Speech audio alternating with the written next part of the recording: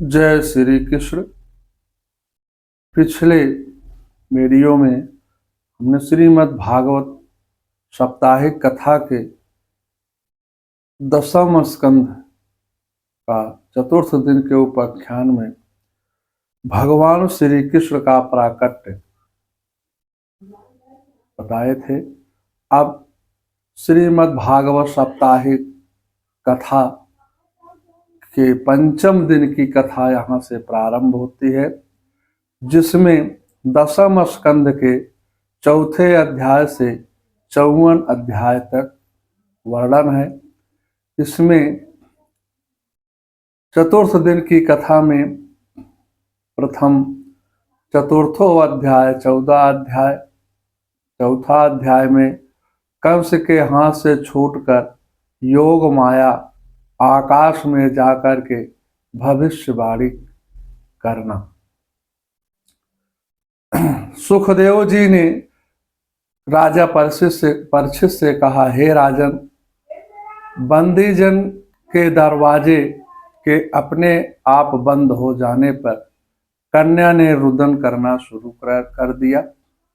द्वारपालों ने सूतिका गृह में बच्चे को रोने की आवाज को सुन करके कंस के पास जाकर के 8वें पुत्र के जन्म की सूचना देते हैं। कंस तुरंत दौड़ता हुआ सूतिका गृह में पहुंच जाता है। वहां जाकर के देवकी से कहता है, हे देवकी, जल्दी से मेरा काल मुझको दे दो।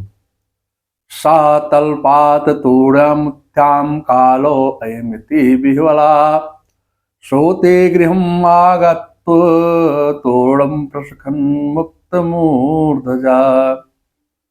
देवकी ने बड़ी दीनता भरे शब्दों में कंस से कहा, दातुर्महर्षं मंद्यायम अम्मेयं चरमं प्रजाम। हे भैया, यह तुम्हारी भांजी है, पुत्री के समान है, इसमें तो तुम्हारा कोई अनिष्ट नहीं हो सकता है, इसलिए इस पर आप दया करें, इसको मत मारिए। तुमने मेरे बहुत से पुत्रों को मार डाला है, इस कन्या का प्राण दान दे करके मुझे सौंप दीजिए। इतना कहकर देवकी ने उस कन्या को अपनी गोद में चिपका लिया और जोर जोर से रोने लगी। किमं कार्यम कर्दराम, अर्थात क्रूर हृदय में करुणा का स्थान कहाँ होता है। इतनी करुणा एवं दीनता भरी प्रार्थना को भी ठुकरा दिया और बलात् उसे देवकी की गोद से ले लिया, माने बलपूर्वक उसको देवकी की गोद से छीन लेता है। दोनों पैर पकड़ करके उसने बहुत जोर से पत्थर पर उठा करके पटक देता है, किंतु जैसे ही पटकते ही वह कन्या पत्थर पर पटकते ही वह कन्या कंस के हाथ से छूट करके दिव्य रूप धारण कर अष्टभुजा काली के रूप में आकाश में प्रकट हो गई। उस समय सिद्ध गंधर्व इत्यादि उनकी स्तुति करते हैं। उस कन्या ने कंस से कहा, किम मया हत्यायां मंदं जाता खलु तवानुचितं यत्कं मा पूर्व शत्रु में हिंसिं कृपाण वृथा।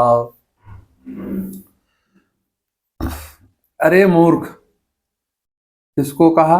योग माया ने कंस से कहा, मुझे तुम जैसे कितनों ने पटकना चाहा, मारना चाहा, परंतु स्वयं पटके गए और चले गए।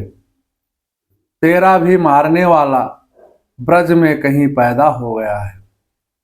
अब तू व्यर्थ में निरपराध बालकों की हत्या का प्रयास मत कर।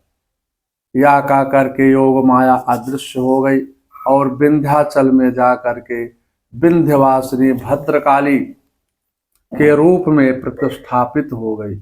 इतना सुनकर कंस बहुत डर गया। उसने बनावटी रूप में बहन बहनोई से क्षमा याचना मांगने लगा।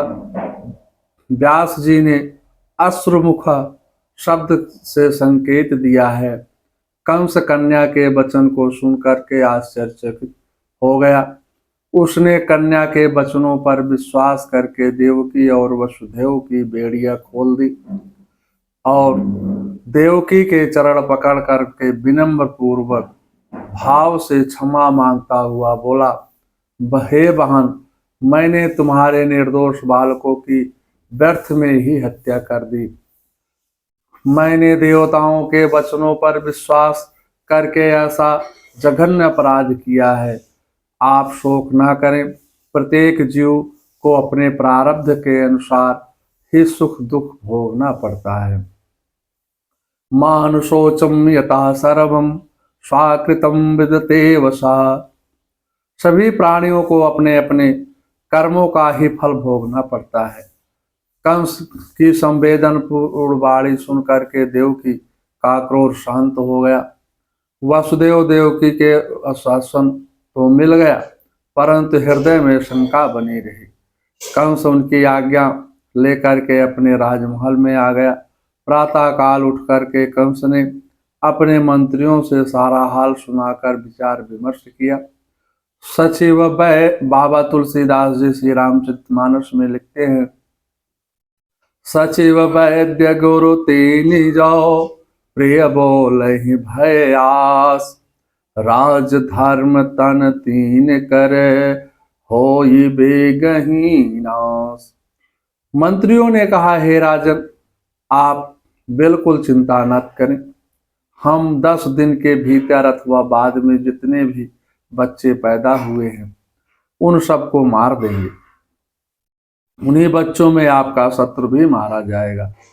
माने एक अपराध का छुपावे खातिर कईयों अपराध व्यक्ति करे शुरू कर दिए थे। इन्हीं प्रकार से कंस की बुद्धि भी समाप्त हो गई। एक बालक की हत्या के पीछे जितने भी बालक का जन्म हुआ सबकी मृत्यु हो गई। यानी भगवान उसके पाप को और अधिक बढ़ाना चाहते हैं, और जब तक किसी भी व्यक्ति के पाप का घड़ा नहीं भरता है तब तक उसका उद्धार नहीं होता है। अर्थात उद्धार का आशय उसकी मृत्यु, उसको दंड नहीं प्राप्त हो सकती है। उन्हीं बच्चों में अपना आपका शत्रु भी मारा जाएगा।